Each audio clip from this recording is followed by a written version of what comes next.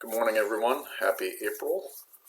Just a couple of announcements and a very brief lecture for you today, and just a real quick sort of check.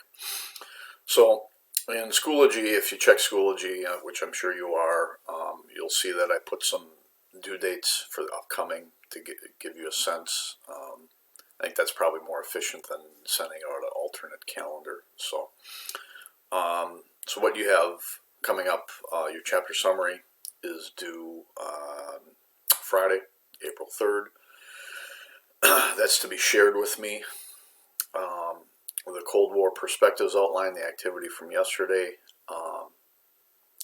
That will be in to turn it in on Friday. And there's been a number of questions about the 40 and the 20 questions. That's still April 14th, so we haven't changed that date at all. I will be sending out later today a meeting invite for Monday morning at 9:30. That may be a little early for some of you. I apologize, but we had to sign up as teachers for different slots, so I had to grab the 9:30 one. And that's primarily to discuss the exam format that's coming out on Friday. So I don't know what time it's coming out. I'm attending virtually a meeting on Thursday night with the head of the college board, or he's giving a presentation. So I'll have some answers, but we'll just wait for Monday for that. I'd also ask you to, you'll see that there's a Albert I/O enrollment code. In order for me to kind of check your progress to make sure we're doing everything, and possibly to facilitate some sort of semester final if we need to, I created my own AP European History class. That is the enrollment code there. As soon as Schoology is actually working, I will send that to you as well. But if you could enroll in my course, and then next week, probably in some of these shorter activities I'm going to do, I'm going to give you 2 or 3 questions just as a content check, or as a check for understanding, is what they call it. And at some point, as we play this out, if we're together, if we're back at school, it's not a big deal. We won't really need it. But if we stay remote for a while, which I think we probably will, I'm going to need that to kind of assess you. So if you could get that taken care of by the end of the week, those of you who are already in Albert, you just simply have to enter that code and join my class. Those of you who aren't, you just have to do the same thing, simply create an account with Albert and use that code. And again, I will send that to you. So those are the announcements. If I forgot anything, you guys are pretty good about emailing me, and hopefully I'm responding to you in a timely manner. But again, that's what's coming up. So for today, very briefly, I need to talk about economics after World War II. Pretty simple, pretty straightforward. And the 2 examples I'm going to talk about primarily are Great Britain and Germany. So give me once, let me click over to this. So you'll see here, this is a statement from the course and exam description. The expansion of cradle-to-grave social welfare programs in the aftermath of World War II, accompanied high taxes, became a domestic political issue as the budgets of the European nations came under pressure in the late 20th century. So that's really a long statement. What we're going to focus on today, very briefly, is that the Europeans made a conscious decision after the war to provide services for its citizens that the citizens wanted. So that's what we call the welfare state.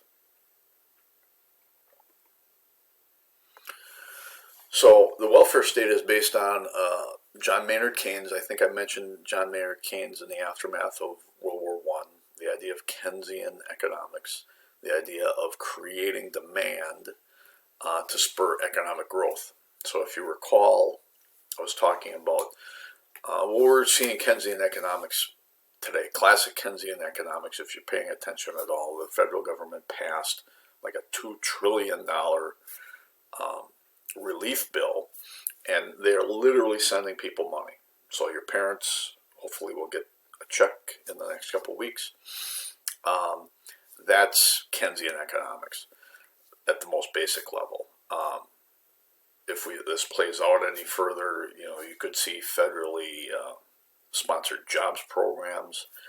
That's Keynesian economics, getting people a job, giving them money, so to speak, to spur demand, so that they have money, so that the economy keeps going. So we're living in Keynesian theory right now.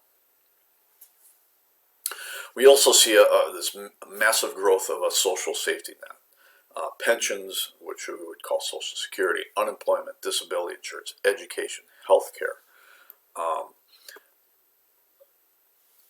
So much more so than in the United States. The European system, for the most part, has created universal healthcare, free education, much more generous medical leave things.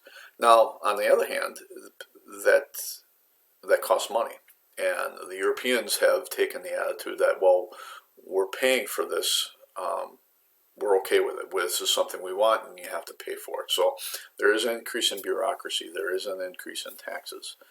But from the European perspective, and again, I'm not advocating, I'm just from the European perspective, they think it's a fair trade-off.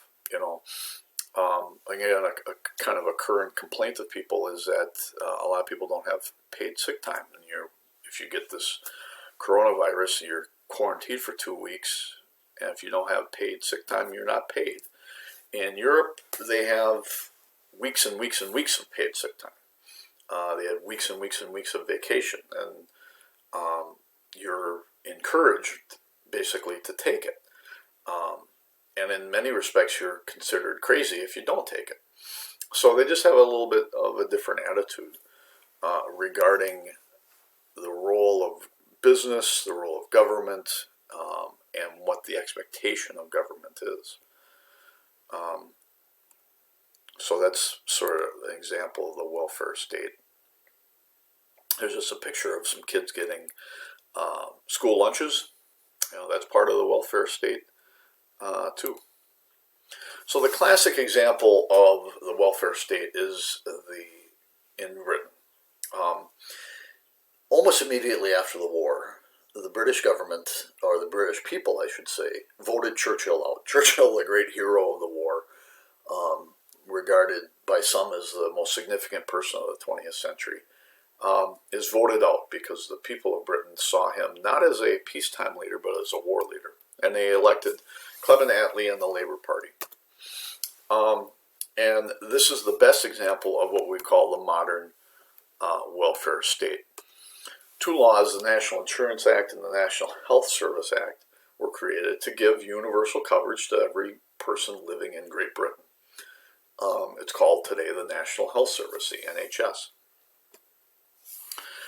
The government also undertook a somewhat socialist program of, nationalizing the coal mines, public industries, the steel industry, airlines.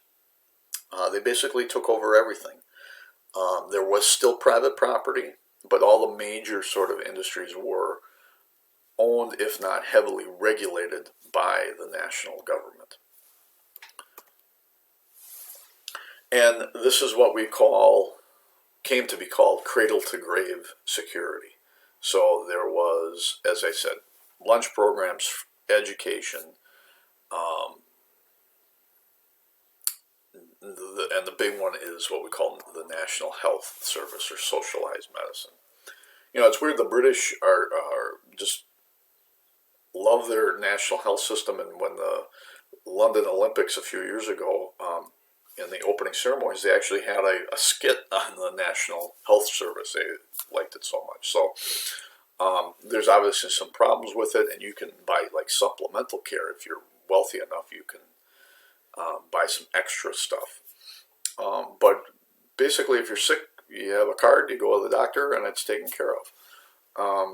So that's the kind of the classic example of the welfare state of universal health care. And almost every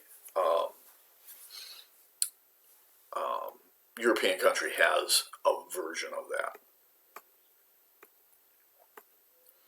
We also see at this time that Britain is in a great deal of debt. They continue rationing well until the 1950s in Britain because the economy is in such a shambles from the war. And we also see the beginning of the end of the British Empire. We see the India declaring its independence in 1947.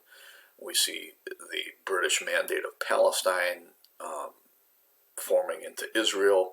We see the Mau Mau uprising in Kenya, and one after another of the great British Empire begins to gain their independence. And we'll talk about decolonization later, but that the late 40s and early 50s in Britain, it was not a glorious time. They were deep in debt and still recovering from the war, whereas the United States was, everyone was buying cars and buying houses and stuff like that. We also see a return of Winston Churchill in 1951. Here's this, if you recall, this cartoon. This is John Bull here. Here's Churchill. It's a play on the famous Bismarck cartoon of dropping the pilot. Well, here now the pilot is getting back on board. And Churchill was still around by this point. He's in his 80s, I think. He comes back to lead. He doesn't really do anything with the welfare system. And it's not necessarily a very effective administration, but it's sort of a nostalgic return. The other example is Germany, what was called the FRG, or West Germany. We see the first president of West Germany, Konrad Adenauer, here on the cover of Time. West Germany is often, its capital was the city of Bonn, so oftentimes you see reference to the Bonn government. And the West Germans very quickly became democratic, small d democratic, and very close allies with the West, with the United States, with Great Britain. Very pro-Western foreign policy. And the Germans basically decided, we were kind of 0 for 2 in this whole militarism thing. Let's go all in on consumerism.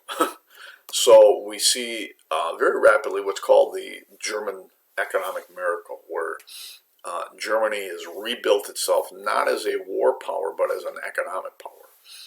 And is really today the most significant economy in Europe today. And it all comes from the late 40s and the early 50s, and this idea that Germany was going to remake itself, not as this military power, but as this economic power. So, and you can think of all the German companies, Mercedes and Audi and Siemens and all that stuff.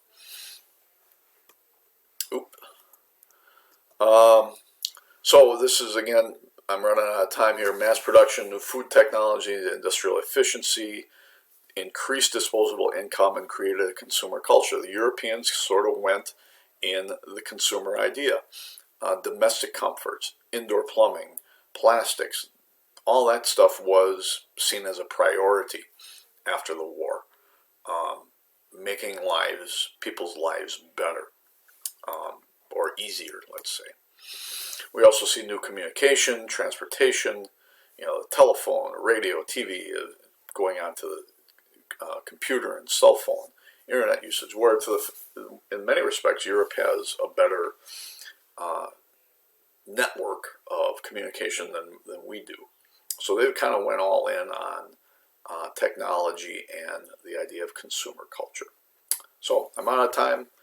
That's it for today.